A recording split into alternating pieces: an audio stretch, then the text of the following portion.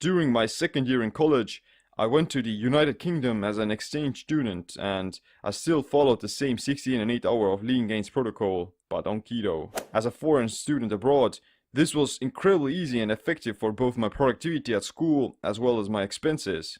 Eating keto is actually super cheap, and you can improve both your physical as well as mental performance. You don't need any fancy supplements, and the best foods are actually the cheapest ones. On average, my daily budget for food was like 3 to 5 pounds, which is freaking low and incredibly sustainable. You don't want to be eating all the random foods they're trying to sell you at supermarkets anyway, because first of all, they're not healthy, second of all, they're more expensive, third, they give you fewer nutrients which makes you eat more of them, and fourth, you'll have more cognitive power to focus on school.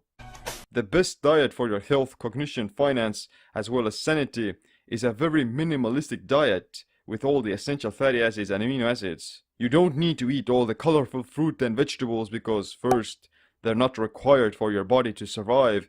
Second, they're more expensive.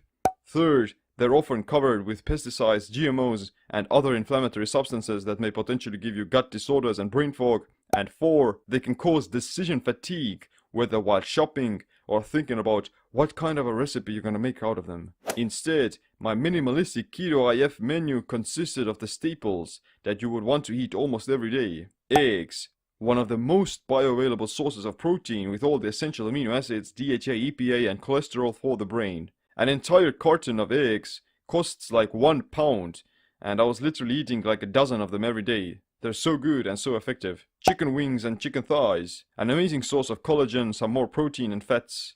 It has amino acids like glycine and tryptophan, which are great for the skin and neurotransmitter balance. I was getting these frozen chicken thighs and chicken wings, which are like 3 times cheaper than chicken breast. At the same time, the chicken thighs are like 2 times more nutritious. We live in such a crazy world. People are eating chicken breast and throwing away the egg yolks when those are the most nutritious foods. You can't do much with just pure protein, you need the fats as well. It's crazy to think about how much food and money gets wasted because people think they're being healthier by avoiding these full fat foods, whereas in reality they would be healthier and they would have better body composition results because of that as well. The egg is the symbol of the soul. Did you know that? But moving on with canned sardines and salmon, I was still trying to eat some fish at least 2 to 3 times a week because I wanted to get the healthy omega-3s and DHA for the brain. Instead of buying expensive salmon fillet or something like that, I bought sardines canned in brine or olive oil. That's another cheap hack for saving money while still eating healthy food. The same with meat.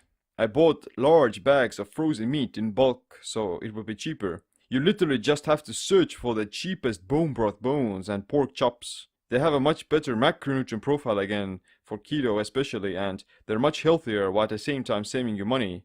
Such a crazy world. For my fats, I was using a large container of extra virgin olive oil and regular butter. Honestly, those are the only extra fat sources you need, and you don't need any fancy black seed oil or avocado oil or something like that.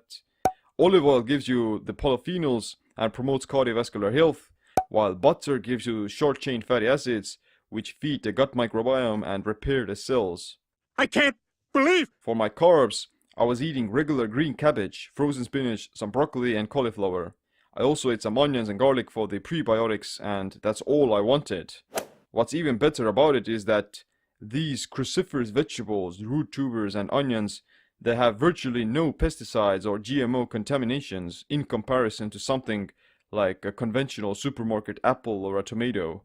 The prices are again heavily in favor of the vegetables.